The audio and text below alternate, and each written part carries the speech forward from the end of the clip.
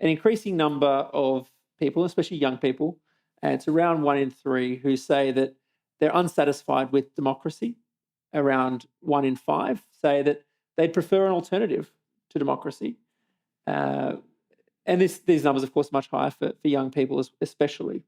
And one of the main reasons that people say that they're not satisfied with democracy is that they feel that the system no longer works for the majority but works for a minority.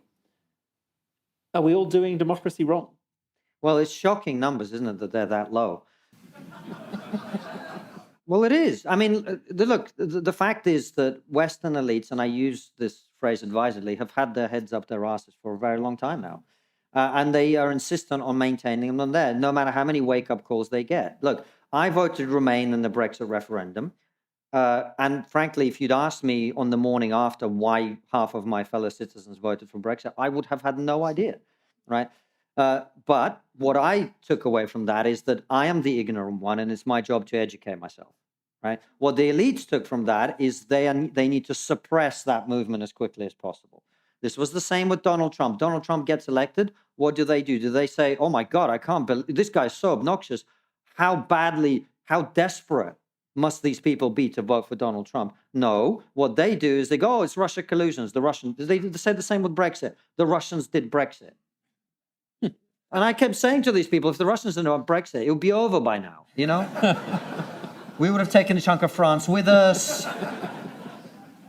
So there is a tyranny of the mind that is happening among people who are comfortable and who are so attached to the reins of power. This is why they keep talking, oh, you know, this is a danger to our democracy.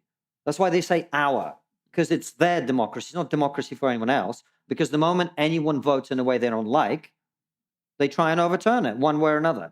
And this makes me sound like some great defender of Orange Man bad. I'm not. I'm just objective. And objectively, they spent the entire 4 years trying to undermine the outcome of the election, lied about him endlessly. They claimed, and people should go and look at this, and many people, even in our circle, still believe this, the idea that he said, for example, that there are fine people on both sides.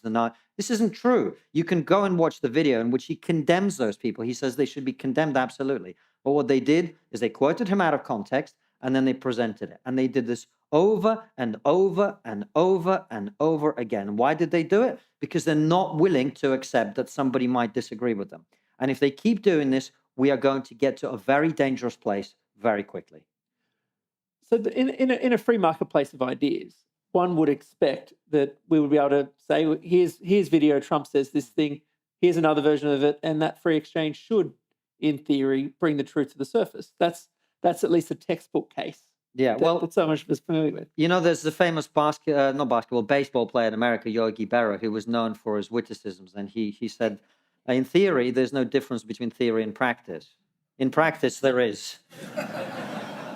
And that's kind of, I think that answers your question. In practice, we have a mainstream media which is dying. It's dying for a reason, and the reason is that they have discredited themselves over a long period of time by spreading things that later turn out not to be true and driving these narratives.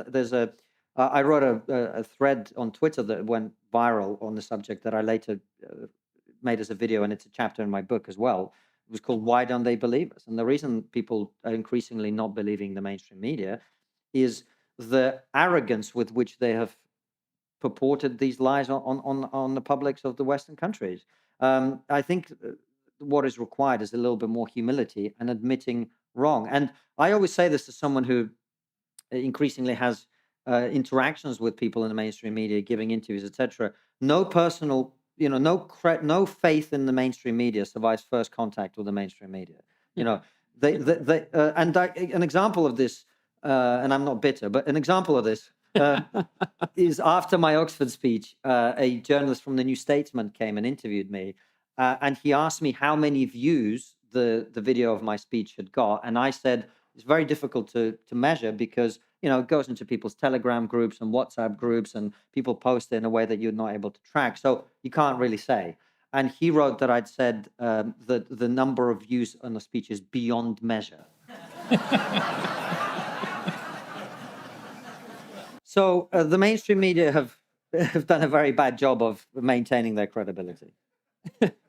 Oh, I mean, it is approaching beyond measure at the moment, but that's. So look, the mainstream media, you point out, is dying. You run a platform like several others that we broadly define in a family of new media. And what strikes me as really powerful about new media is it doesn't have the same opportunity to cancel, if you like, that mainstream media has. It doesn't have the same conventions. It provides that free access to masses to be able to access diverse opinions, diverse perspectives, and be able to, in many cases, share and disseminate freely. In some respects, it seems to me this is a set of platforms that protect against cancellation for those reasons. And so many more people, when we look at these numbers, consume new media than consume old media. Does that mean old media will just die itself out? We'll see. And by the way, I wouldn't want people to take away from our conversation that I want the mainstream media to die. I really, really don't. I want them to be better. Because one of the problems with new media is you increasingly see the fragmentation of our reality. And so I often meet people who have not only alternative opinions, but alternative facts. And we no longer can agree on what the facts are. This is not a healthy place to be. I'd much rather we had a sort of coherence about what we believe, but I don't know that we're going to get there. I think the mainstream media will take some time. It's kind of bleeding out, but it's still standing.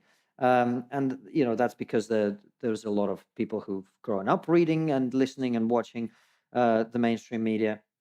That will continue. They'll continue to be influential. And by the way, I keep saying to this, I am the turkey that would vote for Christmas. I really would. I never had the intention to create a media platform online. It's a responsibility I've never saw, and increasingly I'm kind of scared of personally. I'd quite like to interview comedians about their career and sports stars about, their mental attitude, and people who've been through traumatic events about resilience and all sorts of things of that nature. I don't want to necessarily be raising things that keep getting ignored. But if the mainstream media will refuse to talk about certain things, well, someone needs to say something. And that's the only reason I've ever got into any of this. So for me, that's a sad state of. I always keep saying the tragedy of my career is I keep saying things everybody knows, and everyone goes, "Oh my God, it's amazing!" Yeah, men are men and women are women. Wow, A spoiler warning. Yeah, exactly. Trigger warning is what we need for that one. Yeah. Well, related to trigger warnings, I suppose one of the first opportunities maybe many in this audience would have become familiar with your work was related to a set of